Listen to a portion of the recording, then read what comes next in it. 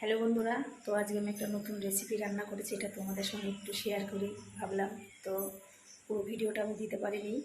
তো 3 প্যাকেট সাবু নিয়ে এসেছিলাম, বড় বড় দানা। তো ওটা আমি 1 ঘন্টা ভিজিয়ে রেখেছিলাম। ভিজিয়ে রেখে মিক্সিতে দুধ ফোড়ন দিয়ে হালকা দানা দানা রেখে নাড়ুর মতো বানিয়ে রেখেছিলাম। আর 1 কিলো দুধ নিয়ে 1 কিলোর মধ্যে 1 পোয়া মানে ওটার মধ্যে থেকে শুকিয়ে ফেলেছি। তারপরে এলাচ চিনি দিয়ে ভালো করে জাল দিয়ে তারপরে সেই সাবুর দানাগুলো দুধের মধ্যে দিয়ে এই দেখো কত সুন্দর, একদম পুরো সাদা বৃষ্টির মতো। তো আমি একটুখানি